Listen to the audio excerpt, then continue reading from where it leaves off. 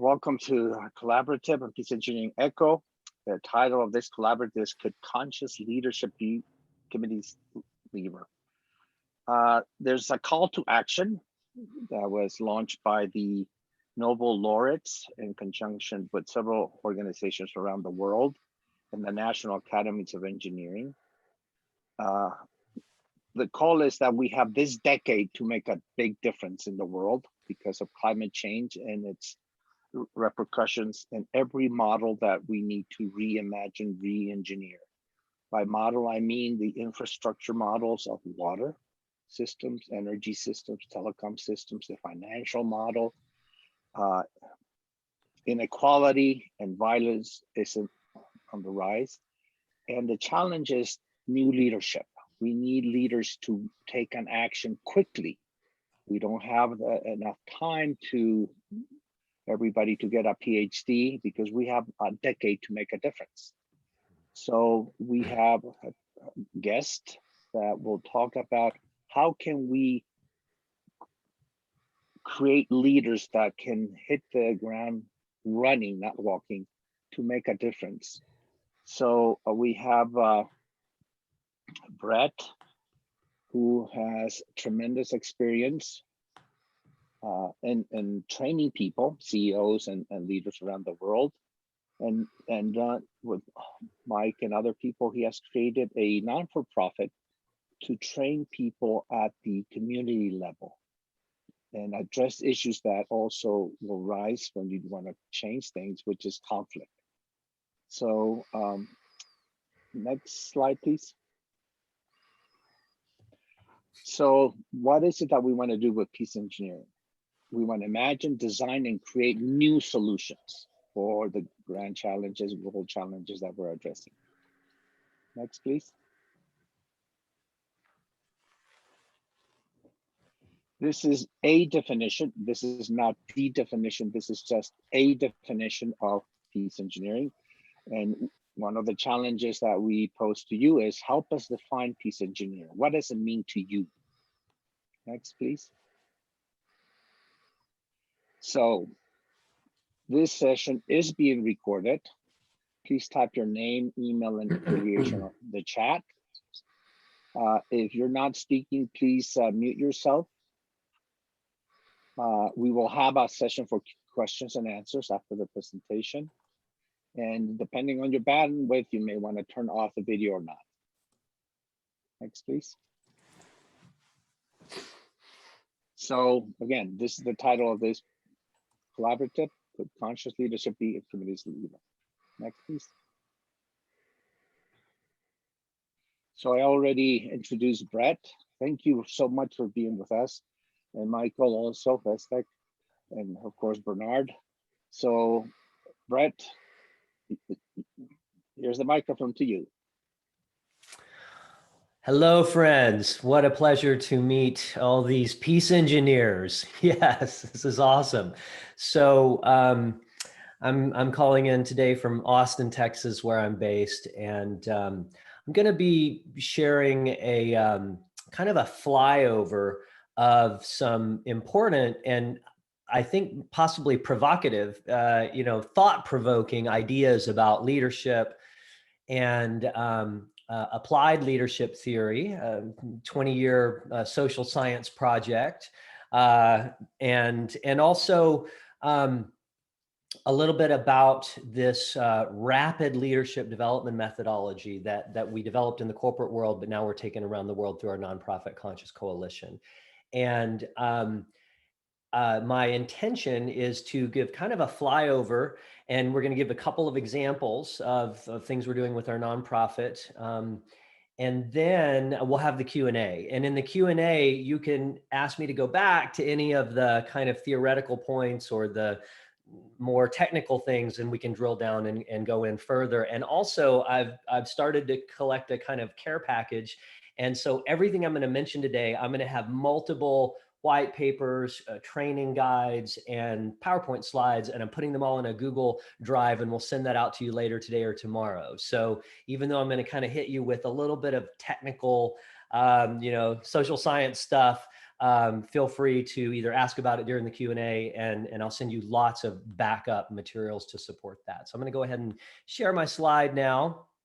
And this is going to be one of the kind of quickest overviews of some, I think, some theoretical underpinnings that'll be helpful for you to understand. So the idea here is, could conscious leadership be Archimedes' lever? I think probably everybody on this call, being peace engineers, is already familiar with the famous Archimedes quote, you know, if I had a lever long enough, a place to stand, and a fulcrum, I could move the world. And I've had this vision now for over 20 years that possibly the right kind of leadership could be Archimedes' lever.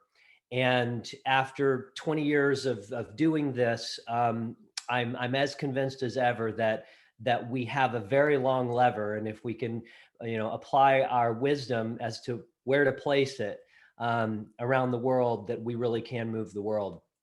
So we have many challenges, and Ramiro really already presents those very well. But, you know, climate change, ecosystem, unsustainable practices, religious and political conflict, which is happening right now, as we know, it's very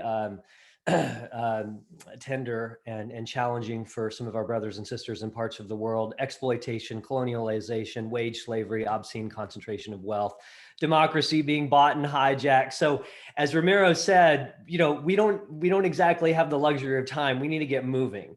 And Einstein famously said, another quote that I'm sure y'all are already all very familiar with, Einstein said, we cannot solve our problems with the same thinking we use to create the problems. So this is where some of these new ideas come in. I would add, we cannot solve our problems with the same leadership that was used to create the problems. So I really believe it's important to rethink leadership. So I framed this presentation, this idea of current level leadership and next level leadership. If we want to begin to just kind of sketch the current level leadership that has produced some of the problems that us as peace engineers and conscious leaders and integral leaders are trying, and change agents are trying to address, the current level of leadership could be thought of as egocentric or ethnocentric circle of concern. So moral development. Circle of concern is the circle of people that I believe deserve my compassion and care. And in the case of current level leadership, it's more egocentric and ethnocentric. It's leadership that believes their worldview should dominate any different worldviews. It's leadership that defines success in purely financial terms and profits. Leadership that doesn't value humanity's life support system, our natural habitat. Leadership that holds colonialistic views, believes its own culture is superior, and sees other cultures, especially indigenous or developing societies, as inferior with fewer rights. So the next level leadership would have a world-centric circle of care and concern, have respect for other people and cultures and worldviews, doesn't try to dominate them, indoctrinate them, or colonialize them with its own worldview.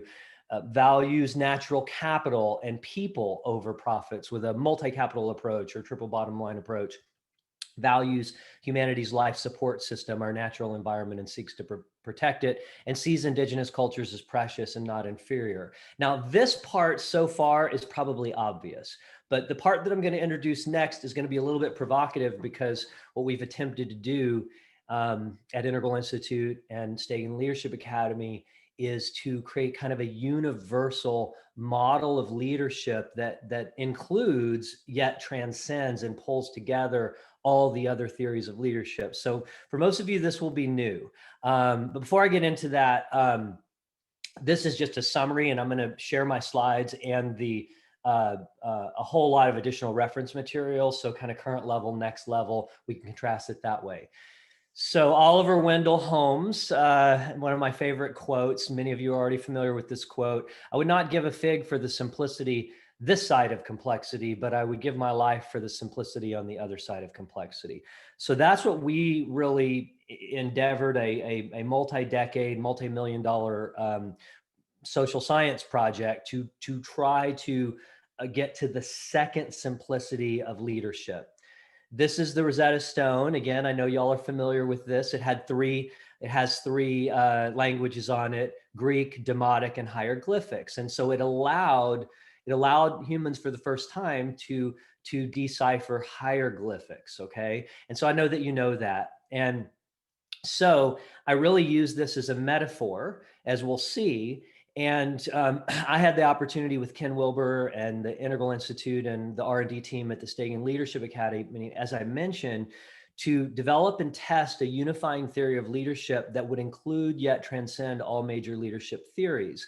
Now, this is a significant breakthrough in understanding leadership, instructional design for leadership training programs, and methods for rapidly elevating all major skill sets central to leadership. So what I'm about to show you, I'm actually going to show you the model, which is pretty, intriguing for most people. And again, in this very brief flyover, I'm just going to mention it real quick, but if in the Q&A, I'm happy to go in and unpack and even define all the different aspects of it. But the basic model of integral leadership that integrates the other theories is that there are 3 inherent leadership responsibilities, each with 3 fundamental skill sets for a total of 9 skill sets. And there are 4 universal leadership styles that transcend all the other leadership style conceptions. And so we developed a way to train these skill sets, much like a person would learn to play a musical instrument or learn a sport, baseball, basketball, martial arts, one technique at a time, layer on additional techniques, weekly over several months. So again, the same way if you send your kids to basketball camp or, Taekwondo school, that's how we train in leadership. And the 3 fundamental leadership responsibilities, I'm going to use plain English now. We have kind of fancy terms that we use in some of our models, but the plain English version is planning, executing, and teaming. And then each of those has 3 buckets of activities, which are very closely correlated to leadership skill sets. And those are sense making, vision, steering, performance, implementation, productivity, structure, motivation, and communication. And then leaders undertake these responsibilities and skill sets with different levels of competency, which we've benchmarked. So green slope skier, blue slope skier, black slope skier, for example, right? Or beginner, intermediate, advanced, and we've benchmarked all that. And they also approach these, undertake these 3 responsibilities and 9 skill sets with 4 universal leadership styles that match up perfectly with the 4 most common worldviews. And so this is what we call the leadership Rosetta Stone. And again, this is going to be in your care packet. And I'm just going to mention these styles now, but in the Q&A, if you want to go back to them. So we're already familiar with these. These are the leadership theory terms: autocratic leadership, authoritarian leadership, strategic leadership, and collaborative leadership. So we have to take those into account because those are the styles of leadership that are being used out there.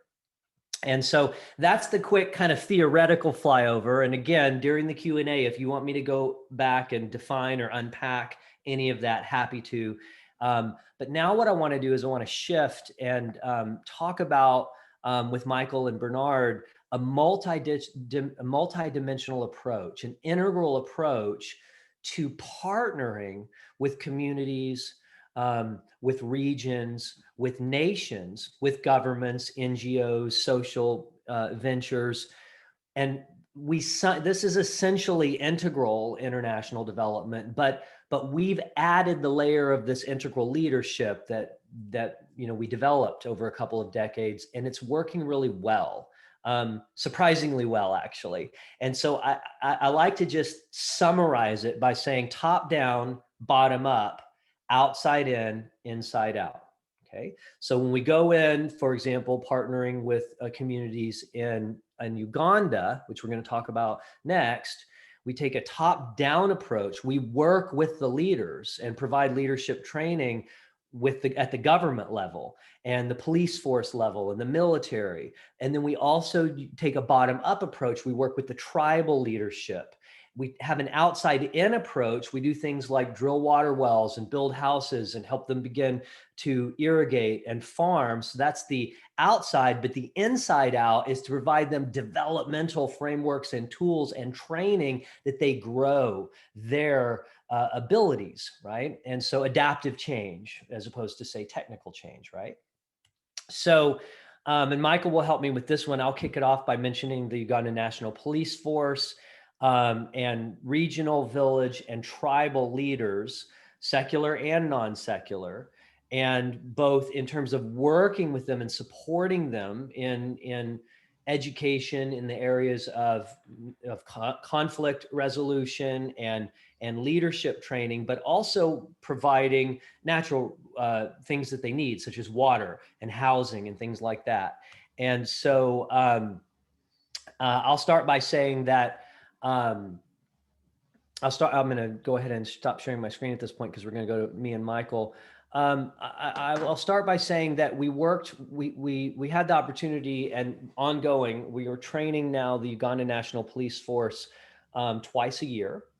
And in going in and taking this approach, meeting them where they are, understanding where they are as a developing nation, as they are moving into a modern society from more traditional society, understanding the mindsets and the psychology of these senior commanders that we have the opportunity to train twice a year in partnership with the Uganda National Police College.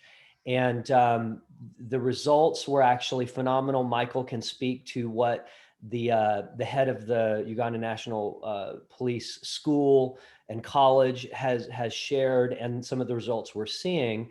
And then as Michael will, my partner who runs the Conscious Coalition, we also then worked at the grassroots level, which he'll tell you about, and it's ongoing. So anything we do is ongoing. We partner with these communities and regions long-term. So with that, Michael, I think I'll turn it over to you and let you share a little bit of the color of the Uganda National Police Force training and the work that we're doing there at the grassroots level in the Bundibugyo district. Yeah, absolutely. Thank you. Thank you so much, Brett. And so good to see everybody here this morning. Like Brett said, my name is Michael Bezdek. He and I were the co-founders of this coalition that's conscious, called the Conscious Coalition. So, and it's, as Brett said, it's very much an integral approach. It's systems of systems. It's organizations working together to bring total solutions or more complete solutions in as we step into any projects or communities. The first project we did in Uganda was actually through an organization called Alarm that's been in Africa for 25 years in different countries, bringing servant leadership and conflict resolution to communities. So through them, we got the opportunity to step in and bring our team in and work with the Uganda National Police Force. And it was an amazing experience, 4 weeks. And we after the walls came down and we got to work with these men and women, and we all know these men and women and the type of political system in place, they are the enforcers. But to see the sincerity in the heart of these men and women and them wanting to change, and how this translated to how they are with their families, how they are with the communities, how they are with each other, it was just an amazing experience. And so we've been invited to come back in and, like Brett said, twice a year and work with them at the Senior Command Center in Entebbe with the senior officers. So that's that. And it's been about 3 weeks ago, our first project in community. I actually started out, I'm out of the oil business, and I started out in the NGO world setting up a nonprofit to drill water wells. Started in Central America, but very quickly saw the need as I was going in, as my team, as we were going into communities, there was a lot of conflict, there was a lot of strife. And quite honestly, there was lack of training and transformational conversations with these beautiful, brilliant, bright people. And so it just dawned on us that there were other needs as it pertains to overall human development. So we formed the Conscious Coalition. And now what we do is we are very, very strategic as we step into any area that needs engineered solutions. And we are water well guys, but then it expands out from there. We definitely go strategically into areas where we see conflict. That's the first, we see that red flag go up, that's where we want to be.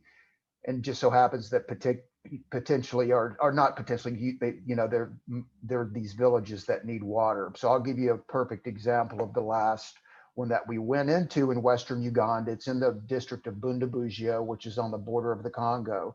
So it's a big refugee area with Pygmy tribes coming in over the border and settling in this particular district.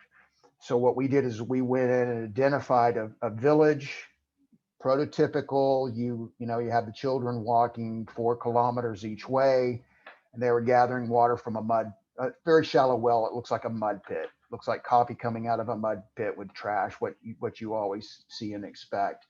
So we went in, started drilling on a Monday, spud the well on a Monday, started drilling, and then we had our Ugandan partners actually out there in the town, in the village, and we gathered 40 of the locals, men and women, into their little hut church, whatever it was.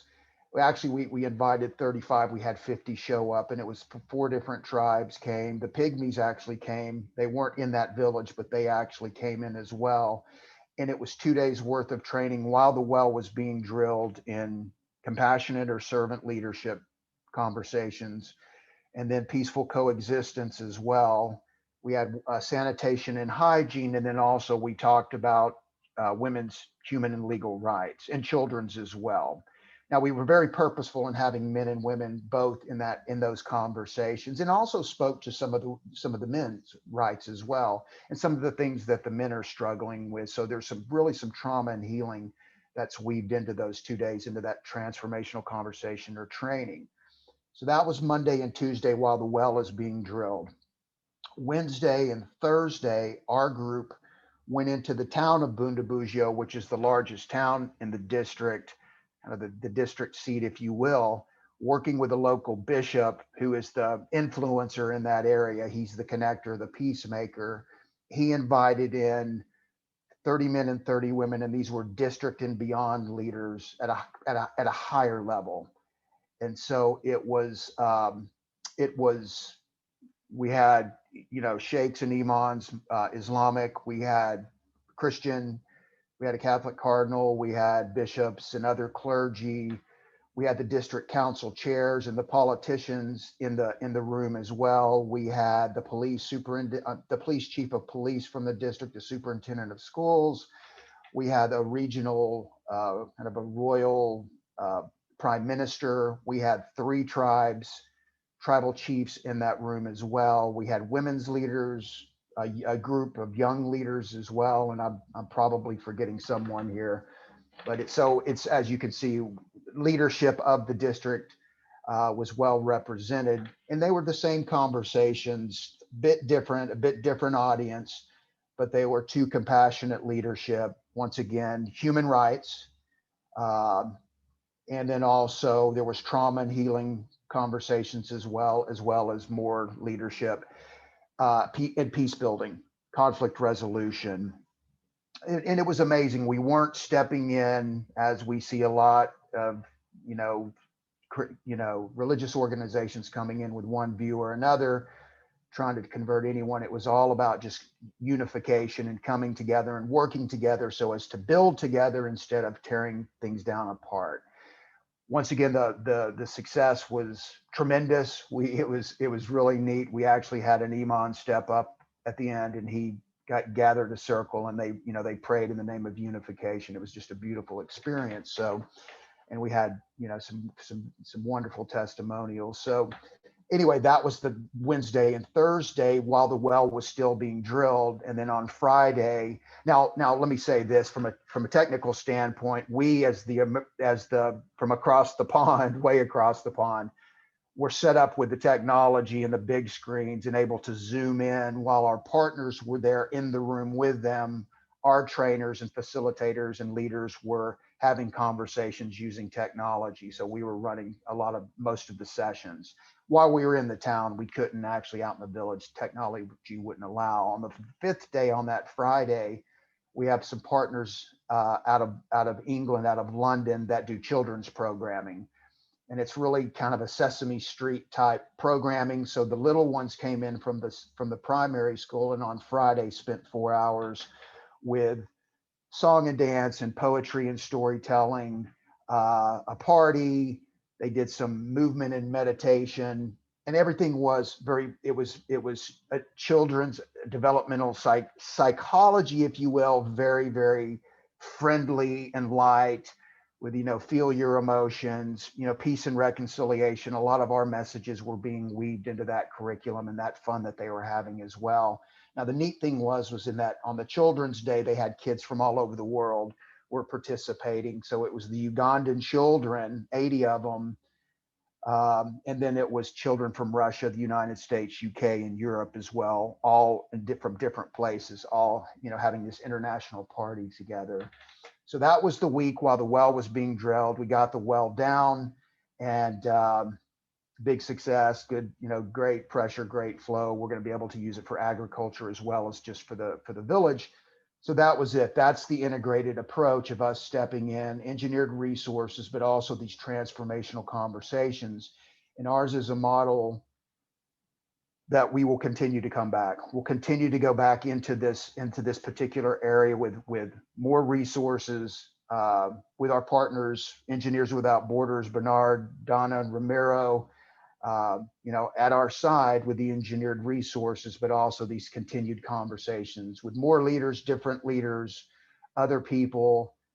So it's just a continuum here as far as that goes, and to continue to work with the children as well. So that was it. It's hard for me to get it into 5 or 7 minutes. I probably didn't, but I thought you did pretty good. That was excellent. That was really great. Thank you. Yeah. Now, one thing I want to point out, and actually Zoe and I were talking the other day, and we were very intentional to have men and women together and have these conversations with both, and have the sharing with both. But then also we were specific as it pertained to not just stepping in and serving the refugees and not working with, I don't want to use the word help, not working with the local community as well. So we're very purposeful. So not to help build walls by just serving refugees, and when the local community sits back and goes, well, wait a minute, how about us? We were mixing and matching and bringing both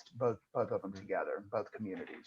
So that was wonderful, Michael. That was a very lovely and thorough, quick introduction. And just to segue then to Engineers Without Borders, a brief segue, and that is that, so again, in this brief presentation, we're just touching the hem of the garment, but Conscious Coalition came out of this understanding of this new approach to leadership that's more holistic and kind of works with different cultures and different people. And so the reason it's called the coalition is that we have over a dozen partners that build homes, that acquire land, for example, for the pygmies, other partners that drill water wells. Now we're doing it together, that come in and have inroads. So in addition to the Uganda National Police Force, we're gearing up to begin working with the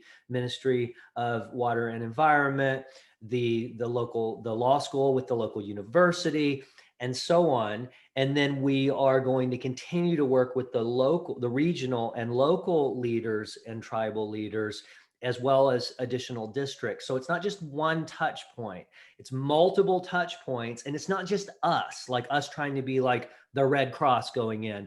It's a coalition working together, different entities, but with a common vision and a common set of values and a common purpose. And I think, to use the well-known African saying, if you want to go fast, go alone. If you want to go far, go together. So that's the idea. We're going together with this multidimensional approach. And the segue to Engineers Without Borders is Bernard in Engineers Without Borders has been doing a version of this, for more than 20 years. And that is, it's adaptive change, Ron Heifetz out of Harvard, as opposed to technical change. Instead of, handing out condoms or Bibles, we're going in and partnering with them long-term.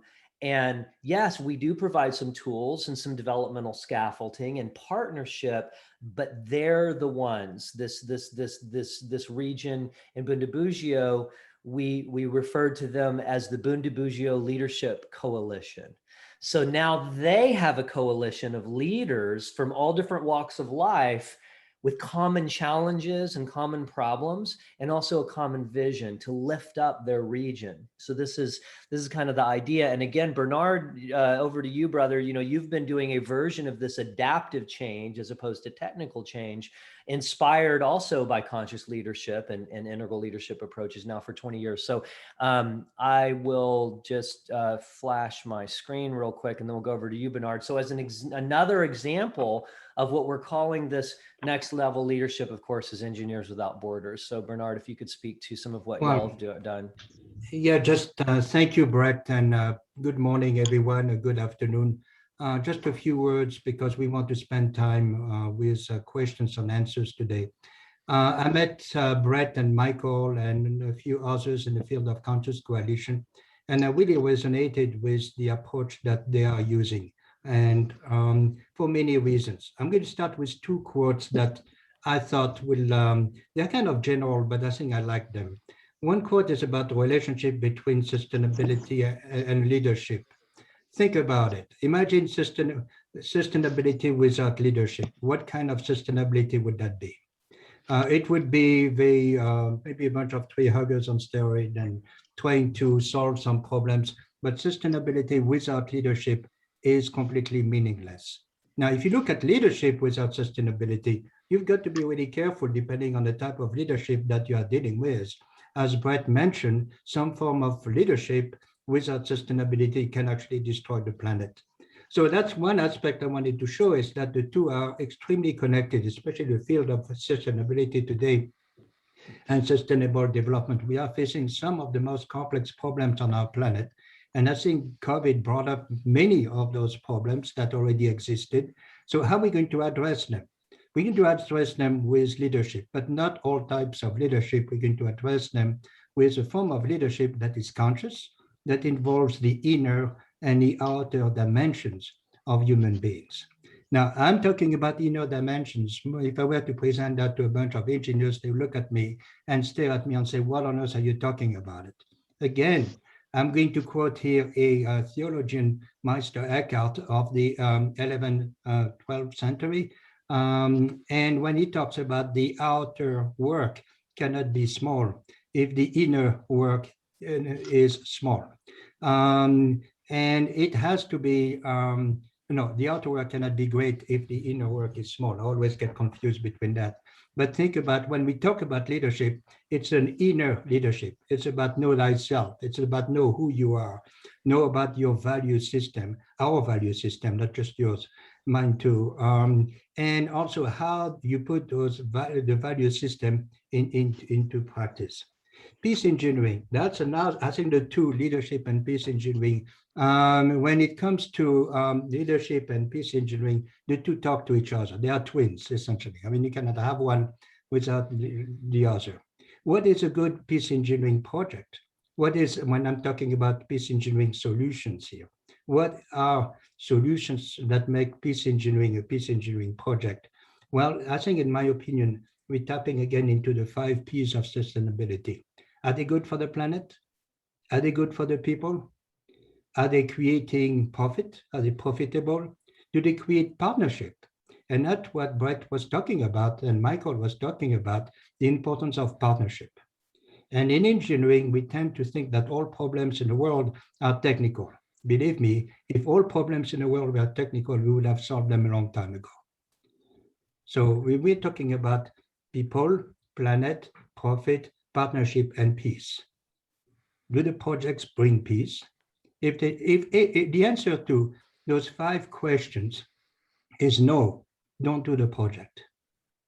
You know, people have been talking about the 3 types of, the 3 aspects of the project. Are they the right projects for the people? Are the projects done right from a technical point of view? And are they done for the right reasons? Again, a tripod. If the answer is no to any of those 3 questions, don't do the project. Project is no good. So I think integral leadership provides us with tools, skills to, in the different aspects of engineering projects. At the preliminary level, when we formulate our problem, when we get to know the community, when we analyze the data, when we synthesize the data, when we develop some potential options of intervention, all the way to the implementation of those interventions and followed by monitoring and evaluation. I urge you to consider the integral leadership platform.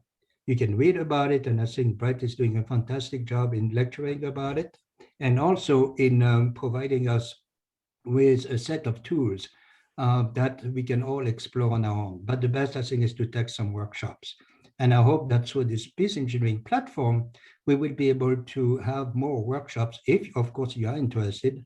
And I think the feedback is yours about understanding leadership. Be careful. This is a misused term.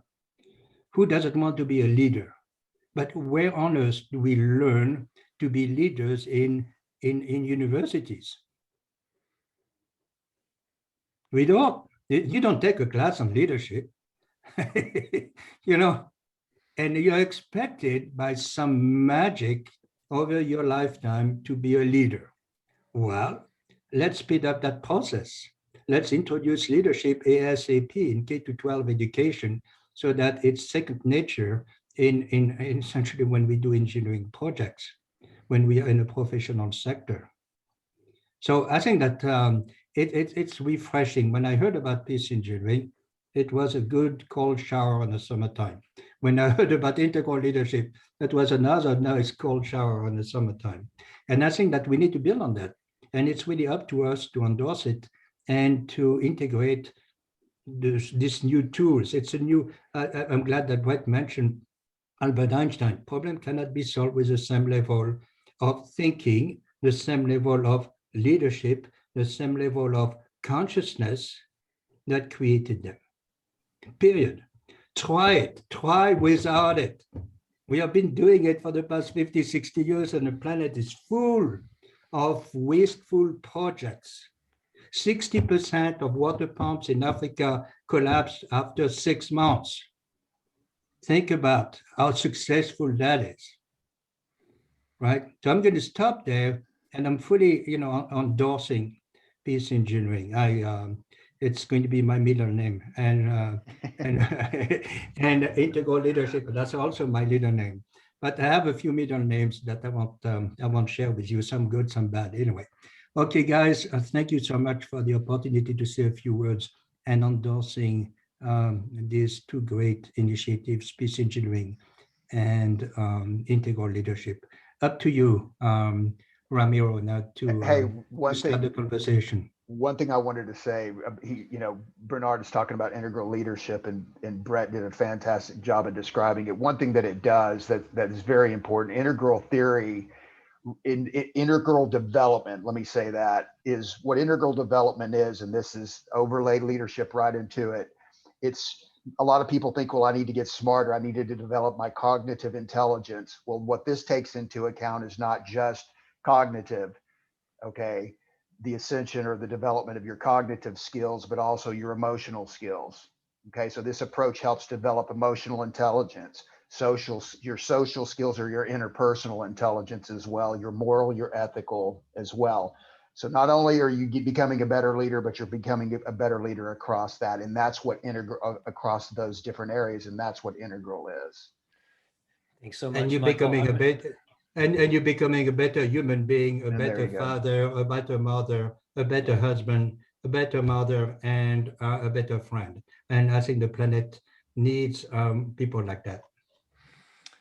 Indeed. So I want to just transition into our Q&A, and two things. We might presence during our Q&A, time permitting, the Peace Engineer Project in Kenya, Donna, Billy, Edwin, because that's another great example and opportunity. And I also want to mention that I'm going to be sending out a Google Drive with the PowerPoint presentation with lots of goodies for you. And so at this point, we can now go into Q&A. And Ramiro, if you could lead that Q&A, and we're here to serve. So, and there's no wrong questions. Even if you're skeptical about anything, feel free to ask. We're happy to field any questions. Over to you, Ramiro. Thank you, everybody. That was an awesome presentation. Very feel humbled. I learned so much. I need to learn so much more. And the only way I can learn is by with you as a team. So I thank you. I think we have a good project in Kenya. We are building the capacity in Kenya. We have great partners. We're going to build a chapter of Engineers Without Borders at university. My students here with the help of Billy here at the University of New Mexico will be collaborating with the students also in Kenya. We're bringing the EPICS program from Purdue to do hands-on projects that have an impact, that help the community. This is what it's all about. And by doing all this, I think we will educate those leaders. I like to use the word champions. Champions for me, make a difference. There's too many leaders, but I want really champions that will take a challenge and make a difference. I want to stop here. I want to thank everybody for participating. Now it's Q&A. Donna, can you help us? This is Raj. Raj, yes, go ahead, please. How do we expand this worldwide, and how do we get to the current leaders who just think so selfishly about their country, about their power base and everything? I have my opinion, but Brett, please. That was Raj, right? Yes. Yes, sir. This is, gosh, got to be at the top of the list of challenges, doesn't it? Here's the thing. When our postmodern friends, so sometimes I use the worldviews, imperial, traditional, modern, and postmodern. This will be in the material with lots of how it lines up with the different leadership styles. And this is a real key with integral leadership, is just to appreciate that different leaders, as well as different cultures, have different worldviews. Some are more imperial, some are more traditional, some have moved into that modern worldview, and some into the postmodern. And this is extraordinarily revealing. So for example, sometimes our postmodern friends and many of our academic friends and university friends and nonprofits have this postmodern, pluralistic, progressive worldview. We all like that very much, but there can be some naivete that, well, let's just take power away from the imperialistic and authoritarian leaders, and we'll just put leaders into place that are kumbaya, hold hands, all we need is peace and love. But that's, of course, impossible, because people that are imperialistic and authoritarian leaders do not give up power easily, right? And so this is the $64,000 question, right? This is human nature. Okay, so let's use a case example, Uganda. Uganda has an authoritarian leader that has fake elections. They have elections, but they're not real elections. And now, I guess the 5th or 6th election, he won. And somehow all of the opponents end up in jail right before the election over the course of several decades. However, he doesn't have a problem with us coming in and teaching transformational leadership, integral leadership, and conscious leadership to his police chief commissioners, the commanders of the police force. They're our students and they love us. And he also doesn't seem to have an issue with us working with all these regions. Why? And this is why. In my tradition of Buddhism, the Buddha describes something as upaya, skillful means in English. Teach people according to their ability to understand. So integral leadership that my colleagues and I developed with Ken Wilber at Integral Institute is meet people where they are and work with them where they are and help them grow and develop and solve their problems where they are, but also prepare them for what's next. And so we're working with the fact that the authoritarian leader is trying to move Ugandan society from a traditional to a modern society. We can agree with that. That's supportive. And then we're working with leaders at all levels, Ministry of Water and Environment, the law school, the university, the school district leaders. They're all eager to learn about conflict. So So you have to take a long-term whole systems change view and really step in and be realistic and work with people where they are. And that's that top down, bottom up, outside, inside, and outside in and inside out. And in our experience, if you take the long view and you're very thoughtful about where you put your lever and your fulcrum, you can in time begin to create changes. Raj, does that make sense, brother? Yeah. I think meeting people where they are is so important instead of imposing our values, Yes. right away, and then resistance. That's it. It's clash Exactly. instead of cooperation. Exactly. Beautiful thinking. And it Buddhist requires philosophy, another way of thinking. It requires a much more open mind and more sophisticated leadership than just to come in and hand out Bibles or condoms, or just come in and drill a water well and then walk away. And so this is a more, it's a longer term view, but it's far more effective. Do we want to go over to Christina? I see her hand up, Ramiro. Yes, please. Christina, can you unmute yourself? Good morning. Yes, my name is Christina Garcia Tenorio, and I am with the Department of Workforce Solutions, former UNM person. And Great to meet you. Y'all have great work ahead of you. Great to meet you. Yes, thank you. I wanted to ask, so in my point of leadership at the state level, I'm working on these particular concepts, and I wanted to ask, what do you do when you're starting to face opposition that is loud and proud and typically the loudest voice in the room? And what strategies do you have as far as like the top down, bottom up, inside, outside, inside theory to be able to provide a sense of like, hey, it's okay, change is fine, change is okay, it's gonna be fine, if that makes any sort of sense. But I'm definitely dealing with that as we start to engage in specific sector strategies around the state of New Mexico that could have this peace engineering impact. Yes, it's such a great question. It's probably the second question on our list of questions is how do you deal with opposition and resistance? Because as a change agent, anytime you're going to suggest change and promote change, things are the way they are for a reason.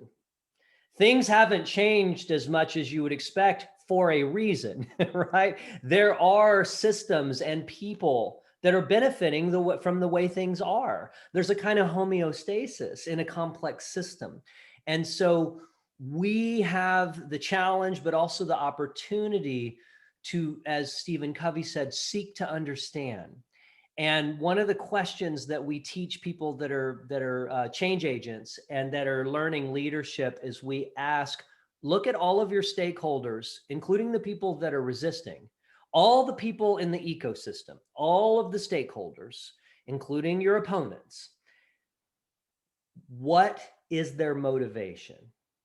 So leadership is essentially interpersonal psychology at scale.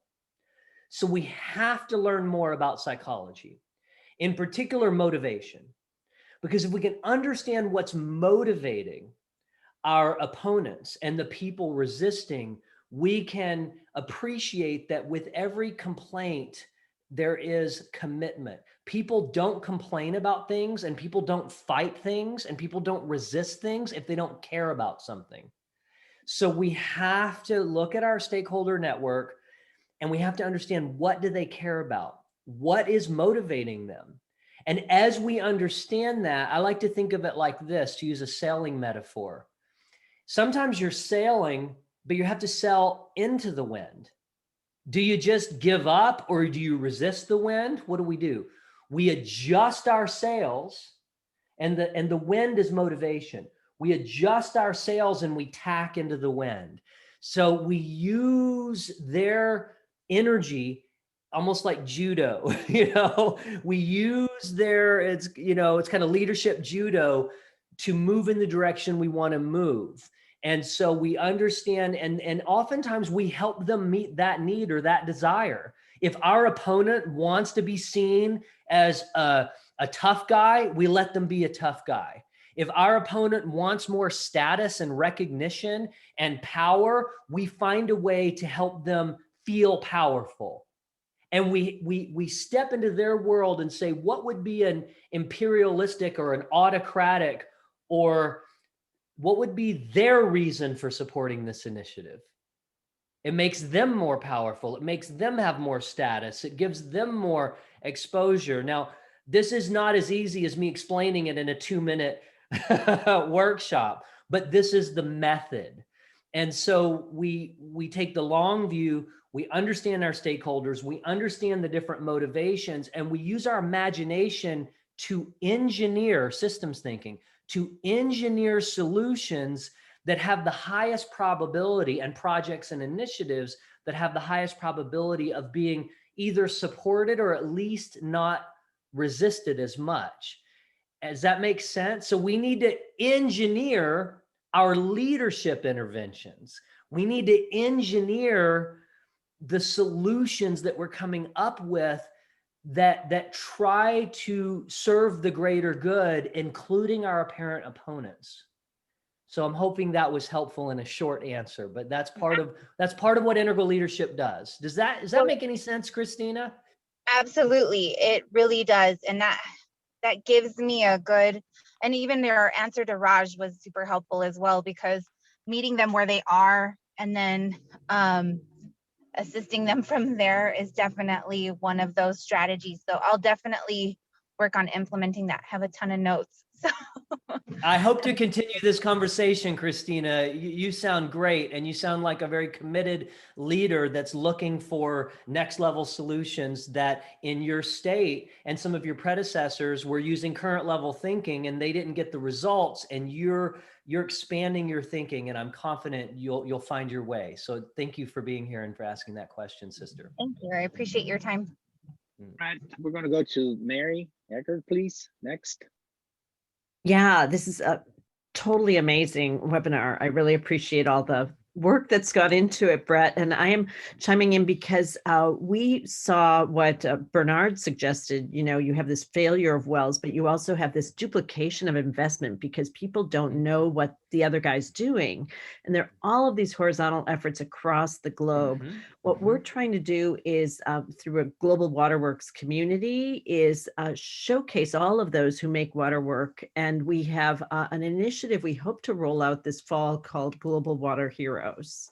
And actually Raj is one of those early ones that has established a path, but is there a way that we could, I guess, if we're working on journeys to water success, and we're wondering if we could leverage your organization and have you sort of help identify what are those heroic attributes in addition to the path to leadership, what differentiates a hero from a mainstay guy? And maybe you could just comment, what would you say would be a hero? I love it. And I would say, first of all, you're already doing integral leadership. You're already doing next level leadership because, and I'll just use this as an example for our workshop today, by recognizing that a lot of people out there are already trying to move in the same direction, but the right hand doesn't know what the left hand is doing. And there's duplicated efforts. there can even be conflict and competition among nonprofits. And so recognizing, I like to think of leadership as channeling energy. And so if we rise above being just one stakeholder in our lane, I'm trying to do my project and, oh, this other person is competitive in some way, or I'm ignoring the other people. And we go to the next level. We get up in the psychological helicopter, okay? And we realize, wow, there's a lot of people moving and there's some conflict and there's some, different, but we rise above that and we instead of thinking it of as we're going to lead all of them. I don't think of it that way. Conscious coalition, we never say we're leading all these efforts. What we say is we're helping to coordinate efforts. So leaders help coordinate things, right? And take responsibility and go first. And so you're already doing it. But to take that even further, The key is to channel the energy and to find out how you can be helpful. That's another way to think about leaders. Leaders are helpful. According to whom? The stakeholders. Beauty is in the eye of the beholder. If you're being helpful or not, that's in the eye of the people that you're helping, right? And so if we can find out what do these people have in common, I'll use a case example. In Conscious Coalition, we realized there were other people working with the Pygmy tribe, drilling water wells, building houses. We started conversation with them and they were like, we love y'all. We're like brothers and sisters. This is amazing. And we got to know them. They've become good friends. And now their organization, their nonprofit is called Fight for the Forgotten. And now they joined the coalition and now we're just working together. And then we did the same thing with Engineers Without Borders. So I think the opportunity is to join forces and allow people to have their sovereignty and the autonomy, but we raise the water level and all the boats float higher. And so I would say tapping into what their needs are, all the people in the stakeholder community, all the people in the water community, what are their needs? What are their challenges? How can we be helpful? Is it possible that people can help each other? Is it possible that you can step in and raise awareness? Hey, these organizations could use this help. So it's coordinating the helpfulness, and then everybody's really appreciative, but you also find yourself in a position of leadership now. And so you can be even more helpful because you're up in the psychological helicopter. So that was a general question, but the other question is, I hope you join Conscious Coalition and let us help you. So reach out to Bernard, reach out to Romero, Donna. We'll connect you with Michael, who's on the call, who you heard from. We'll have a conversation. And then we're just trying to coordinate these efforts. And we're not just nonprofit. It's for-profit, it's social venture, it's NGO, it's government. We'll take help from any place that offers it, as long as it's not harmful. Yeah. And so that's the idea, Mary, but you're already doing it. So thank you for your leadership. You're doing what we're talking about. Thank you.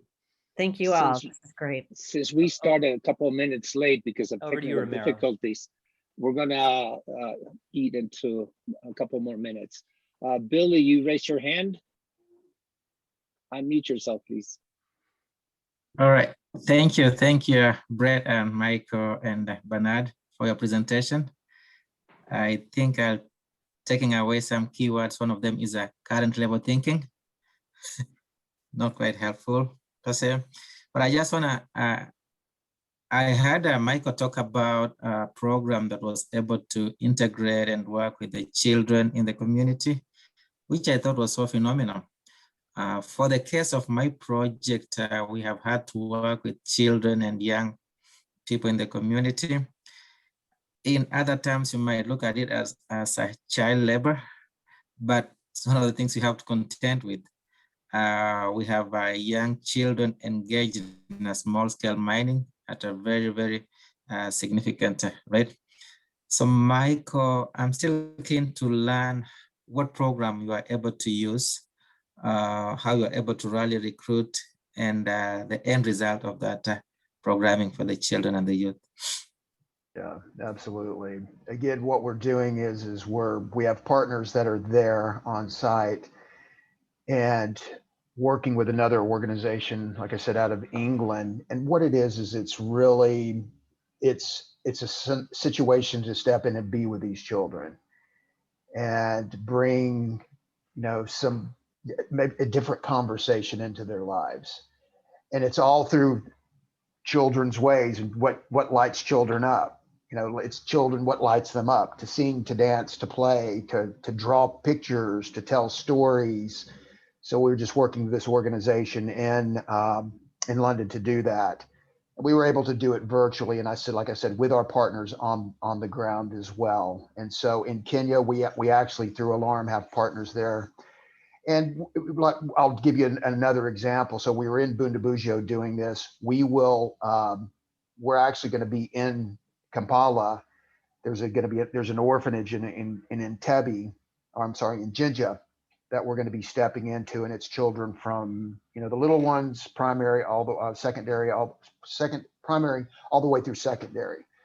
So what we'll do is we just continue to come back and come back and come back and come back. And it's, you know, how many of us adults really, when we were children or now, identify emotions or feel emotions or are told that our emotions are okay and you're supposed to feel those things. You're not supposed to push them down, or big boys don't cry. It's those types of conversations, and it's that way of being with the children. They're brilliant, and they've got their own studio and these actors and musicians and all that, and everything is just positive, positive, positive. And they have their own adult developmental psychologists that are helping create this curriculum. So it's that type of programming, Billy, that we're bringing in. And they, like I've said before, it can be on, it will be on a consistent basis. It's not just, hey, let's go entertain the kids once and then we're out. It's that positive programming and messaging that we'll continue to come back in with over and over again. I hope that helps. Perfect. Thank you. There's a question from Greg Wilson. Greg, are you on? Can you unmute yourself and ask the question, please? Yeah, hi, thank you.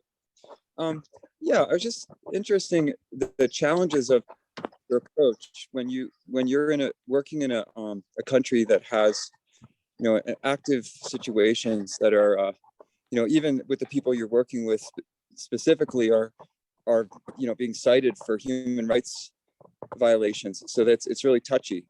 And, you know, I commend you for being there. And, you know, any comments you might have to say about that. Well, thank you. Yeah, I do have a comment about that. The current level leadership, as contrasted with next level leadership, the way that it's often been with the modern age and even the postmodern age is my value system is the most important one. So if my value system is, you know, anti-exploitation, you know, all of that, then I can't actually step into a situation or partner with an organization that violates my values.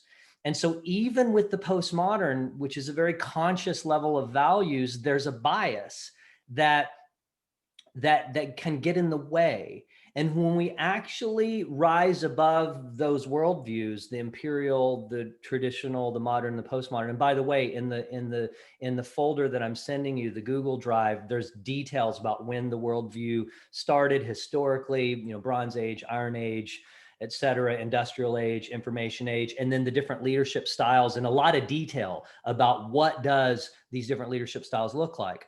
If we can get up in our psychological helicopter and realize that the different stakeholders have different worldviews and different leadership styles and different approaches, it takes a level of psychological maturity to actually say, how can we step in, not support the people causing harm, but also if we can step in and fly under the radar like we're doing in Uganda. I mean, we don't have a relationship with the dictator of Uganda, but we have a relationship with the law school, the Ministry of Water and Environment, the police college that's training the next generation and the current generation of police commanders that will be there long after the dictator passes away or moves on.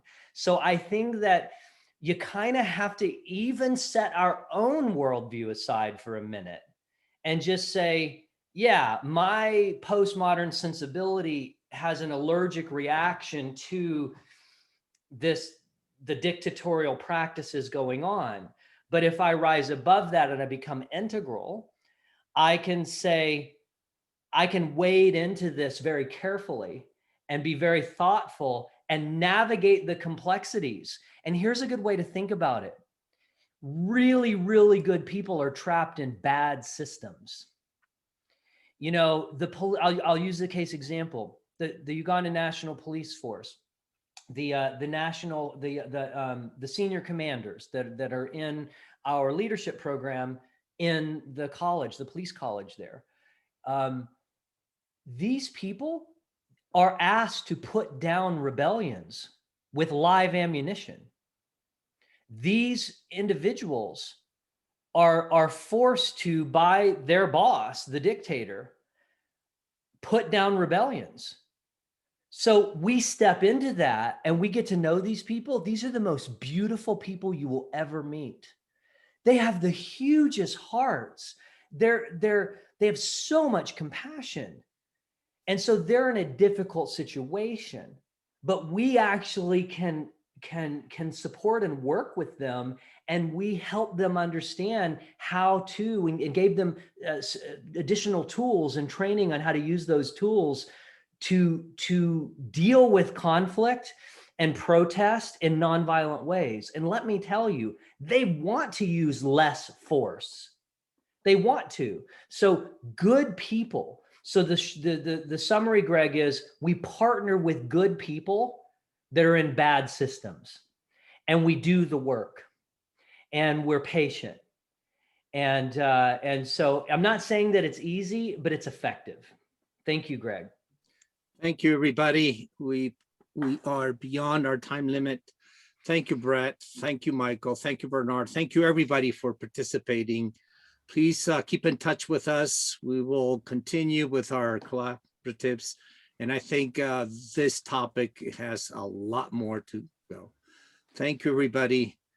Please write to us and stay safe. Thank you again. Bye for now.